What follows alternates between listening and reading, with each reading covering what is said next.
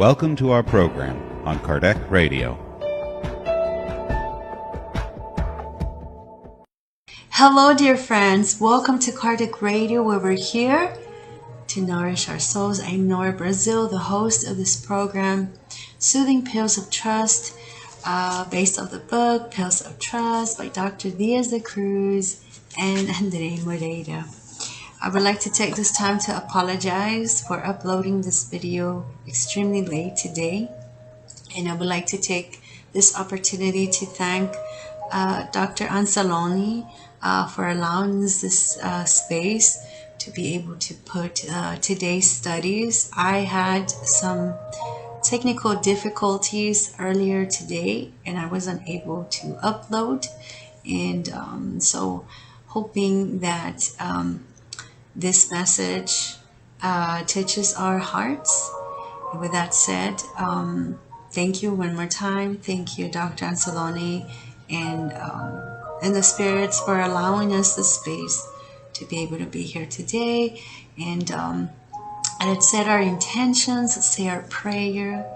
Dear Mother, Father, God, thank you so much for giving us this opportunity of being here today, for the blessings that we have in our life, roof over our heads, meals for our bodies, families and friends, technology, spiritism, for having you in our lives.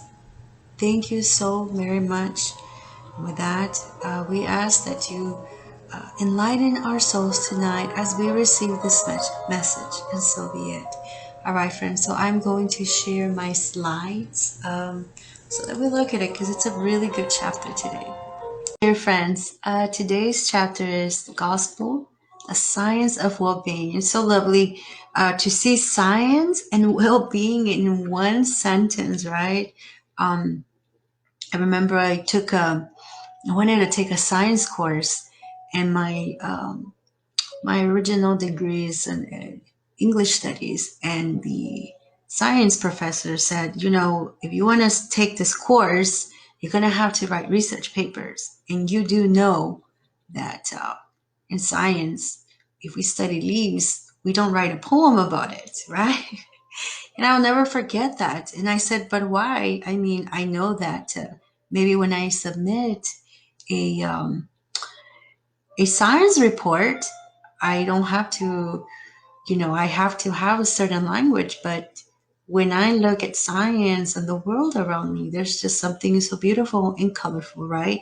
And we left the discussion. He just smiled, and so did I. And so it's just nice, however, how science and professors, doctors, and people overall are changing their perspective on science and well-being and spirituality.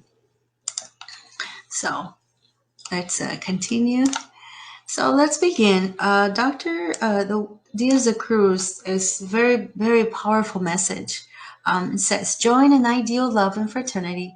We can hear the calling from on high to study and refine ourselves, which emerges from the light emanating from the intertwining of science with spirituality, from the paths joining science with spiritist philosophy, and from the partnerships developing between the world of academic science and spiritism.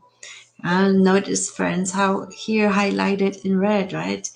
The key points is to study and refine ourselves, and to kind of start grasping this idea that science and spirituality are some key factors in our lives, right? To utilize for our growth, for our spiritual growth and evolution. You notice here this mad scientist, friends, right? Imagine us as scientists of the soul. We think about a scientist using the research methods, right? First, the scientist makes an observation, then a hypothesis, and then the fun part comes in, right? Where she goes and she will research and collect data and go through that process. After collecting the results, they analyze it, and then finally after that, they will start making, having a discussion or having conclusions based off of that. And of course, to replicate the study is the most powerful thing. So now imagine us being scientists of the soul. We constantly are doing this, being like these researchers, inspecting our inner selves, what we need to do. And if something does not work right after our experiences, all we have to do is do it again, right? Just like scientists. Um, the Genesis, according to Allan Kardec, has tons and tons of resources on this matter, and I highly recommend, friends, for you to go in there just to grab a couple of points that could really resonate with what Dr. Diaz de Cruz began telling us, right?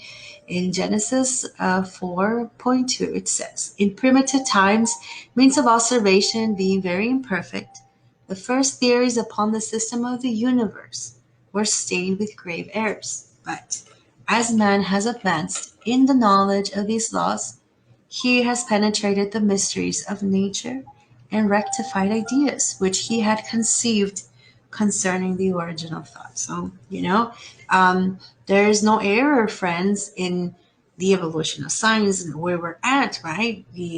Start, we started a certain way and we keep moving and we keep progressing. And it's just incredible to think, that Allan Kardec was writing about this, long time ago, and it's almost like he, and of course the spirit's not like this is the time of science with so much uh happening, right? Again, but this is right because of the laws of nature and of course God overlooking everything. And he continues, all sciences, in a word, complete one another. They carry their indispensable contingent for the knowledge of a history of the world. Without them, man would have for his guide only his first hypothesis. So here's just so lovely for us to be reminded. All sciences intertwine, they're all in one. Physics, right? The content of physics with chemistry and biochemistry and biology and geology and ecology. And, now the spirituality of the studies are coming in there, right? Neuroscience has so much uh, information that are really, really helping us grasp that part. And so we can imagine if we really think about it, it wasn't like this, right? It was a process. It was a thing, but it's just a great reminder, right? How things have been progressing. And then he says, the field of the universe is extended into the infinite. We behold that the earth and the stars from themselves gradually in obedience to the eternal and immutable law, which testifies far more fully to the grandeur of God than the miraculous creation, suddenly originating from nothing by a sudden act of divinity after ages of inaction. And so, we think about how was the world created and so forth. And as a scientist, right? I'm not a scientist, but if you are, or we've heard scientists, they have their beliefs and so forth, but we do know that there are reactions that happen, right? The chemistry and biochemistry, the biology in it, and of course the physics coming together created the environment for that to happen. And Eckhart Tolle has this beautiful description in his book, A New Earth. I believe that is what it's called. And he says that it's almost like imagining a flower that first appeared, right? A flower symbolizing life and hope.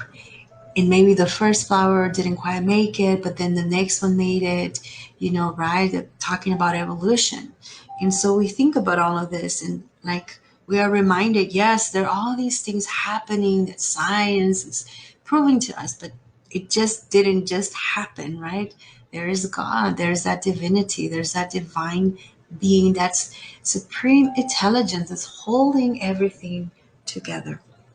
And then he continues, since it is impossible to comprehend Genesis without the help of science, one can say most truthfully that it is science who has been elected to constitute the true Genesis according to the laws of nature. So it is no mistake how science right now is evolving, how it's it's an everyday part of our lives, right? Because as we're going to go through this, not only is science something that we study in books or maybe webinars that we do, but it's a part of our well-being. It's in us now. That's how much God has allowed for us to start to understand, just little by little.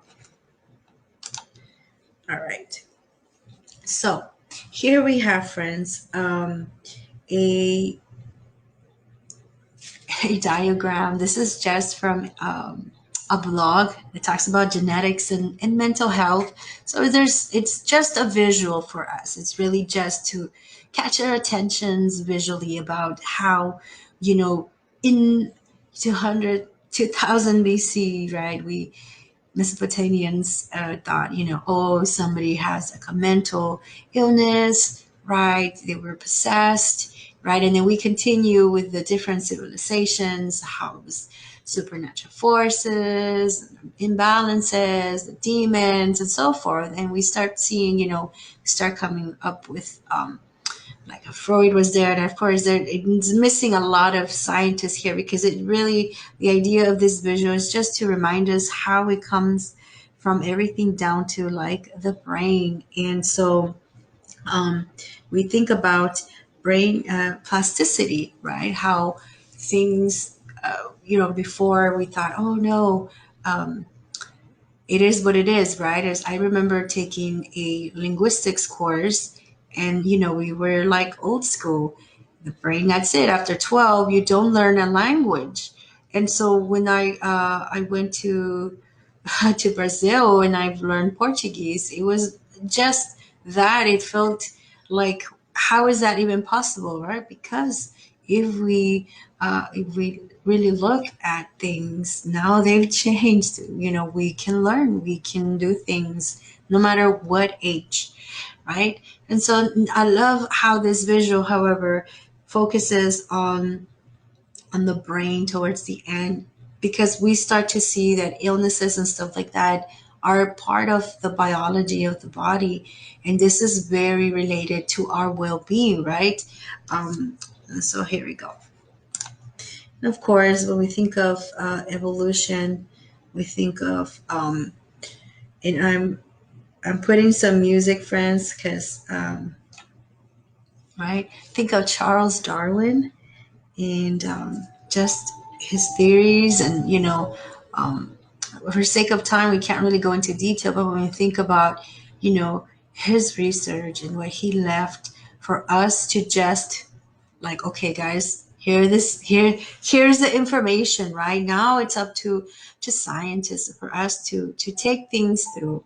And we've heard Dr. Anselmoni talk a lot about the evolution and respecting life, from bacteria to plants and animals and ourselves, right? Because we're all in this together, right? And it's interesting. I took an ecology course, and the professor showed us, how plants are just, they're alive. They are really alive, right? And to remind us about respecting nature and everything, and seeing this progress. So it's a beautiful thought for us to keep in mind, right? How we just continue growing and growing and being and being. And speaking of that, but now we're going to go back to Dr. Diaz de Cruz saying, deepening our knowledge and respect for the consciousness, nuclear physics, and the mind, we are compelled to recognize these forces which govern with wisdom the macro universe and are the same forces that coordinate the microcosm of our cellular network, right? So consciousness, physics, mind, all together. Right. So now we're seeing how we're really talking about this this branch of science that is really, really starting to develop. You have so many people, right? Of course, in Spiritism, which has started all of this, we can say that Allan Kardec was, if anything, he's our pioneer, he's our founder, understanding the science and the consciousness and everything. So thank you so much. But then, we've had other people who've come and expanded on this. And interestingly, I love, and maybe you guys feel the same way, friends, this idea of macro universe to a microcosm of our cellular network, right? And so we look at these images. On our left-hand side, we have this network or this web from a cosmos, right? It's dark matter and gas in the universe. So they took an image of it. Look at how this looks. And then over here on the right-hand side, we have an image of a brain cell. And Yale is doing some studies there. I thought it was very interesting. This is a beautiful, beautiful image of a brain cell, right? So gorgeous, just a beautiful image. But when we put them next to each other, it is so similar. And to think brain cells, I mean, it's tiny, tiny. You have to look through it to use a microscope. But, and, and then, of course, we have to use a special technology as well for them to take the images of the cosmos. But when we can visually see, thank God for these scientists from the different branches coming together, and we see, wow, it's a network. We are a network. And this is very relatable to us, because if visually and looking at it this way, we are disconnected. My gosh, can we imagine inside our bodies? And it is a network. Quantum physics is already expanding on that idea as well, that everything is intertwined and interconnected inside our bodies. Everything's going on, friends, right? Talking about the biochemistry of everything. It's always connected. It's never detached. And so we are a network of stuff. And so our consciousness is obviously, very much a part of this. It's beautiful. And it leads us to the next sentence that Dr. Diaz-Cruz says: divine consciousness governs those worlds that orbit around abundant love, attending to the creative processes of life in the same way that the mind governs the cycles of organic activity in the service of the spirit. In doing so, the mind helps dictate balance or imbalance in accordance to the higher law. In our parts, the sovereign divine laws direct our micro and macro life to express perfect love, which is a unique reality of the universe. First of all, we have divine consciousness and trying to understand, and it's like we feel it. It's like something inside of us, right? It's so, like, language does no justice as far as wanting to describe this, but it's a place of love. Is looking at this a creative process, but at the same time, this beautiful phrase, organic activity in the service of the spirit. Studying organic chemistry, if you've ever studied, friends, we think about how all these reactions, right, these functional groups together are interacting and creating all these things. And we think about the organic activity in the service of the spirit. You can see that from that angle, right, where it's always intertwining and reacting with each other. And also organic in a sense that it's also part of the spirit, right? It comes natural to the spirit to be of service. And this helps keep the balance, right? Into the higher law. Notice how it's capitalized. So of course, this is to the divine, to God. And this micro and macro life, right? So again, reminding us from the little cells and everything inside of us to the bigger spectrum of life.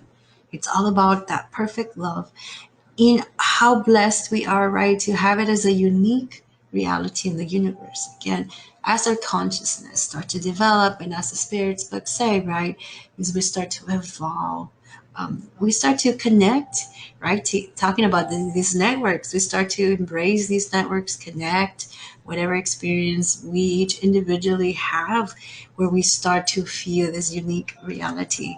Um, you know, and the Spiritist magazine has a really great article. It's a good read, highly recommended. There's an interview with Dr. Raymond Moody Jr., and he studies near death experiences. So you're just gonna take a little snippet of his idea of consciousness. He was asked, what are your thoughts on it? And he had an interview with another pioneer scientist in studying these areas, Dr. Alexander, and they both agree that the brain does not simply generate consciousness, right? Somehow it modulates it. We both think that consciousness is primary and not merely a secondary byproduct of electrochemical events in the brain. This is a huge concept, right? So if consciousness is primary, that means we we initiate that. It's in us. It's already right, versus something that's a byproduct. That's a very two different distinct realities for us. And they continue asking, how can the awareness extrapolated from NDEs or near-death experiences change our world today? Near-death experiences puzzled ancient Greek philosophers and remain unexplained today. People say that their near-death experiences convince them that there is an afterlife and that the purpose of conscious life here on earth is to learn to love. I think that those lessons have the potential to transform human life on this planet. That's absolutely amazing. I did research, friends, the website, and I believe now his website is lifeafterlife.com. And when you get a chance, go in there, look at his research, look at what he's done, and how much he's contributing to this concept that Dr. Diaz de Cruz is reminding us, how we how science is part of our well-being, right? And how studying all of these individuals who have stepped up and shared their story, right, is really changing our perspective on this concept of of a, of consciousness, of souls, and so forth. So it's a lovely idea for us to keep in mind. And this is an article on edition 23 from October and December 2013. All right. So then Dr. Diaz de Cruz continues. Aware of this reality, we become those who marvel, right, at this grandeur of creation and recognize the everlasting guidance within the gospel of Jesus, not only as a springboard for reconnection, but above all, a science of living well, synchronized with love. So when we become aware of this consciousness, as we do it, right? It's going to take time, friends, right? But that's okay. That's what we're here for. Um, I notice this idea of being aware. We need to be in this state to understand. Okay, I am in that network. I am connected. I I am affecting the science and the well-being of myself, of the planet, right? Those around me. But as we become aware, we start to really see this more as a blessing, right? It's a beautiful connection. And when we are in this synchronicity with love, everything just makes sense in its own language, right? It's so difficult to say love has a language. And so it's interesting because, as I shared with you, scientific studies, very straightforward, but incorporating that idea of the heart is just absolutely beautiful. And say that there's I love taking that ecology course because we saw many videos and so forth of these amazing writers, friends, who described a lot of these things happening in nature, this beautiful language. And I learned so much science with that language, and it was just so beautiful to see the warmth in that language to create science. I'm like, I this is amazing, right? So we have here what the heart wants. There's another pioneer in neuroscience, Dr. Joe Dispenza. Okay, we're only going to focus on this aspect of his studies, which are very relevant to this idea of science and the well-being. And he says in the top image there, from ancient cultures to today, like a thread through the needle of time, the heart appears as a symbol and source of health, wisdom, and intuition, right? So again, this idea of health, wisdom, intuition, it's a three-in-one bundle. But notice the health aspect is already science, right? And we have the wisdom, which comes from the heart and the experience, right? And the spiritism, we know we're talking about the more experiences we have, the more we acquire. Everybody to their level, and the intuition um, that comes with that. So that's beautiful. And then the next bottom image says, when there's a coherent nervous system, right? Now he's going to say, what does it mean by coherent nervous system? It's a balance between your brain and your heart. Wow. Information organized into fractal patterns can be read like a code.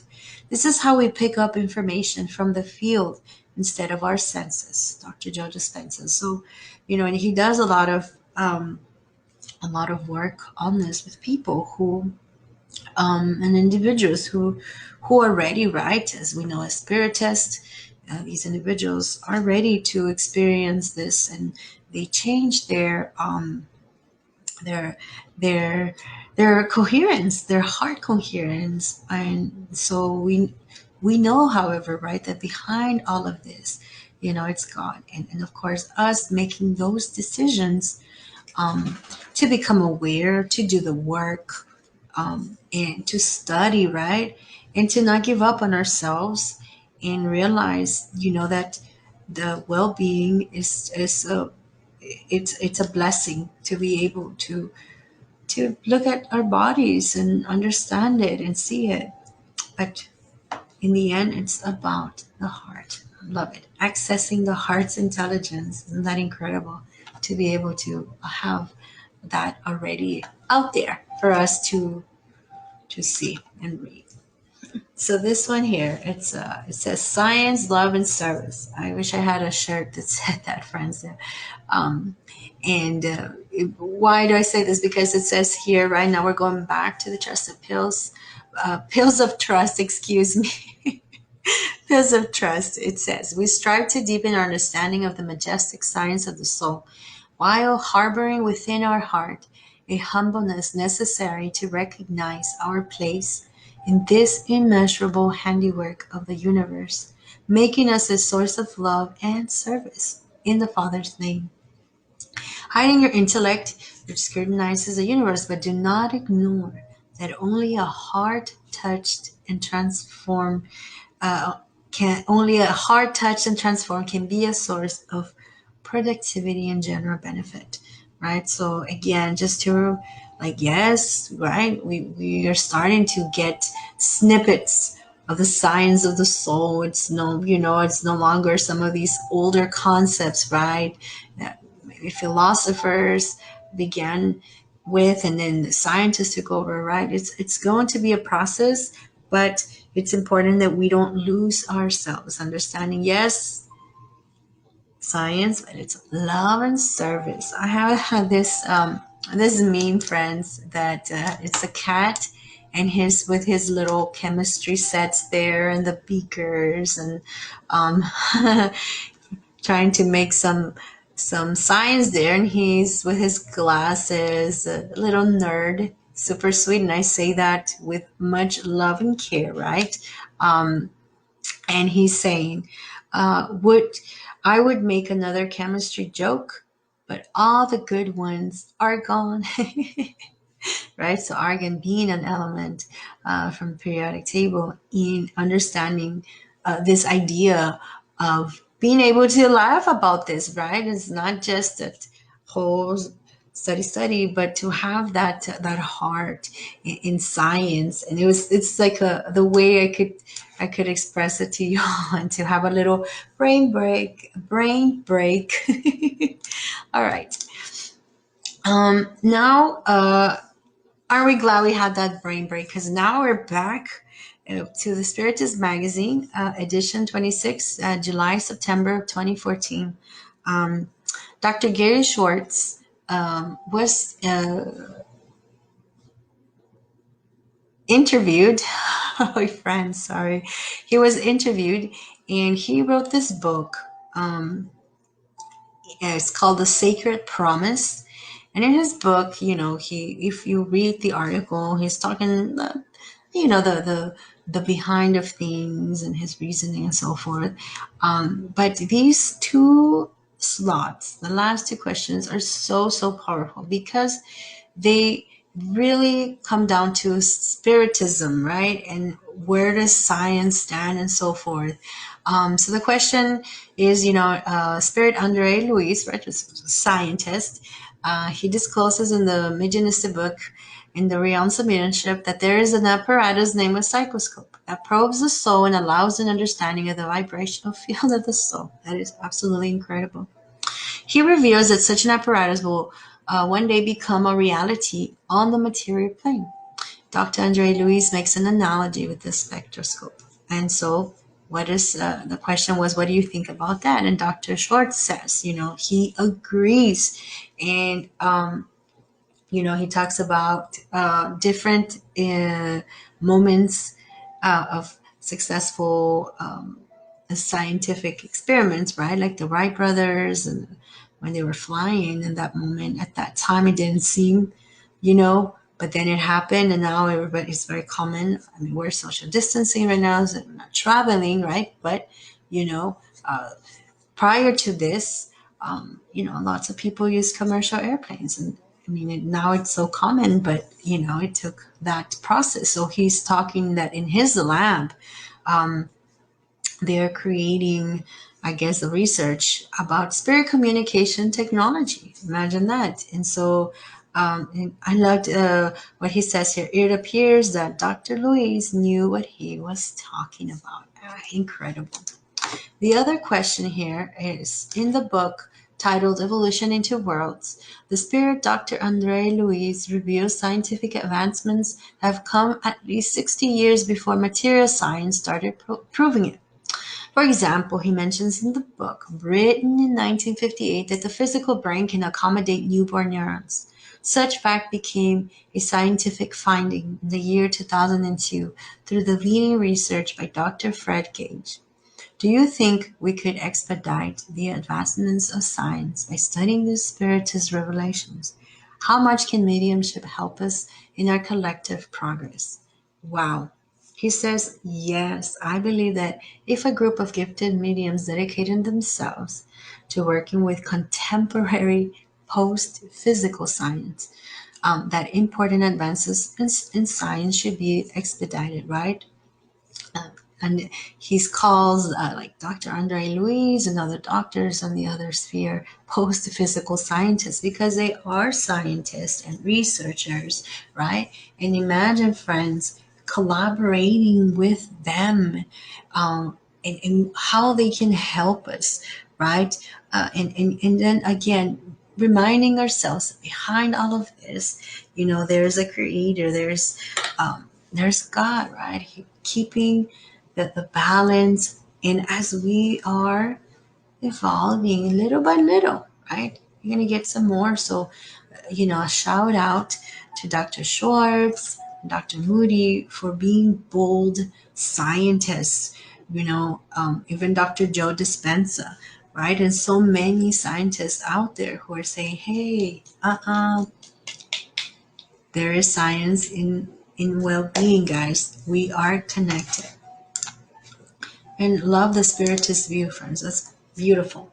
So we end here reminding us, Genesis again, just to remind, Allan Kardec, uh, reminding us that there are in certain points, um, speaking only minute portions, which whatever the future may bring forth, cannot impair the whole, right? So notwithstanding all the resources of which it has been able to avail itself, there is an important element still wanting, without which the work can never be complete, right? So that desire, that wanting, right, is crucial for the studies to continue, and this is giving us an idea of that, right? And so even though, friends, this is this chapter is a lot relating to the genesis, right, of earth. We can think, what does genesis symbolize? What is an analogy for?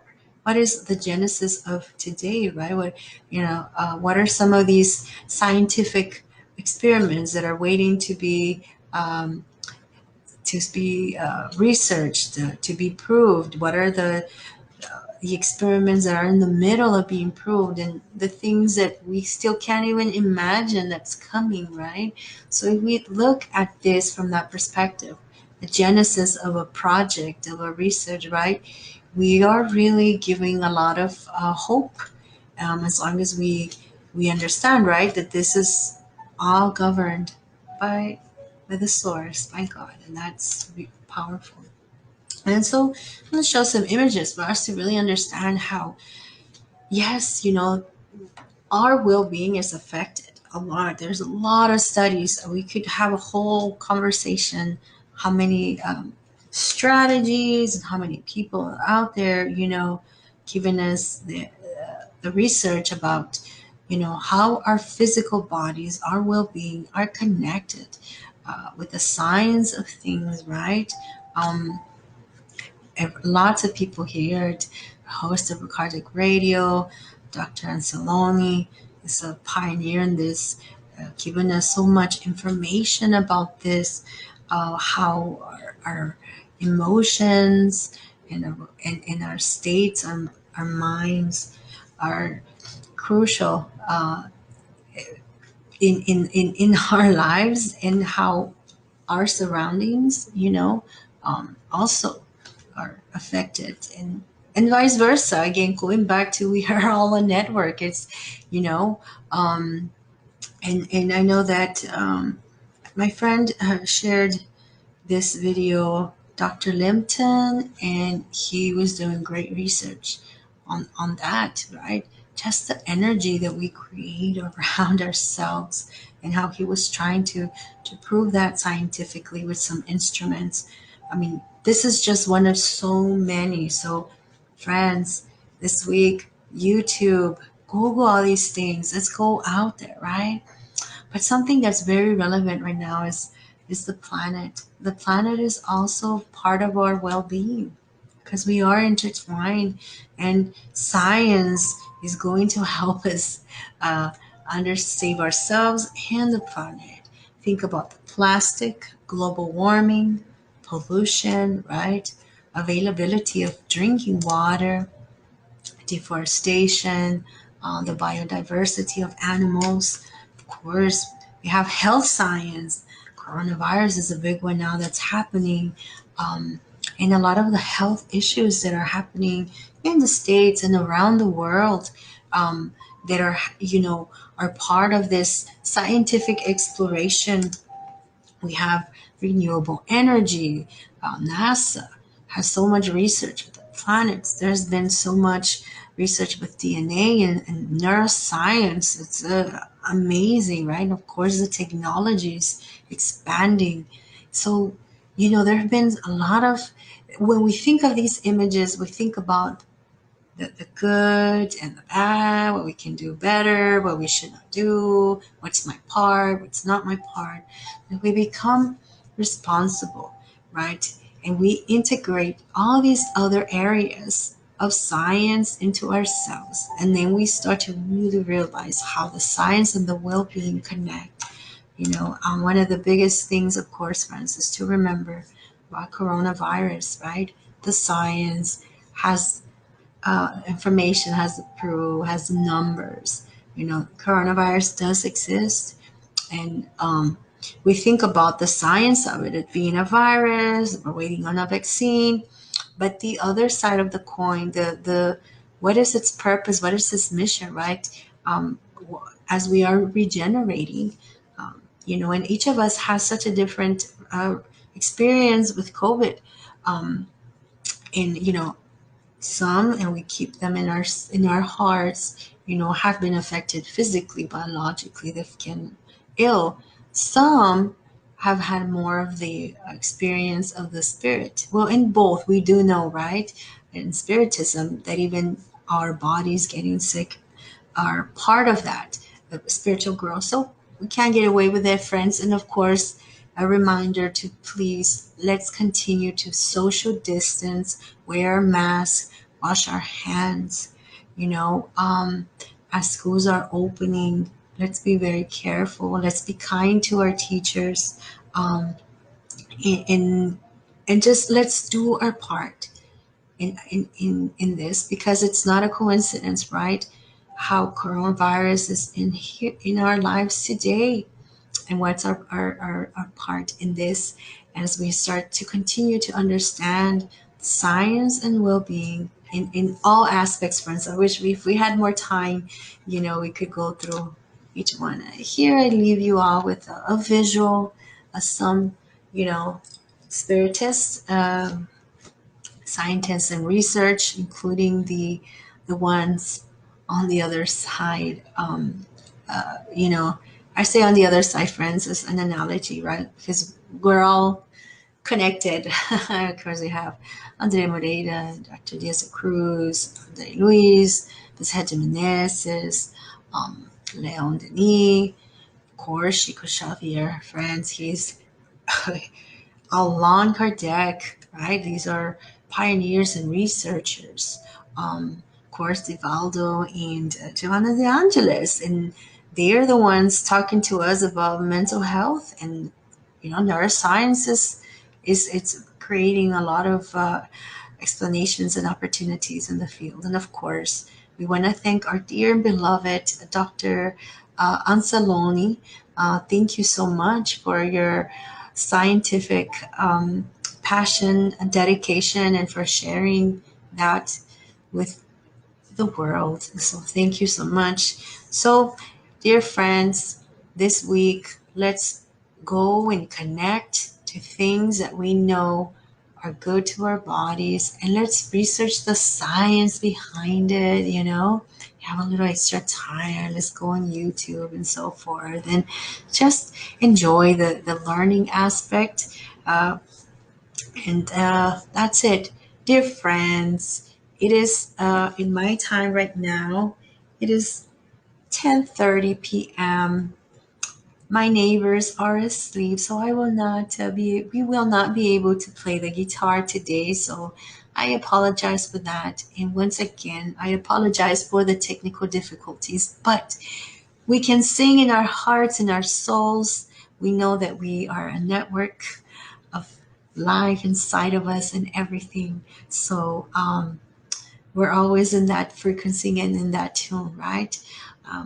With that said, let's say our prayers and set our intentions. Dear Mother, Father God, thank you so much for this opportunity, for allowing us to study and start to make connections about science and well-being.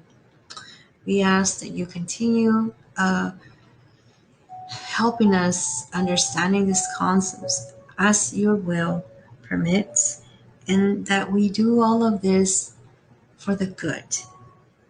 As you remind us, this is about love and service, right? As these science concepts and realities are here to help us grow.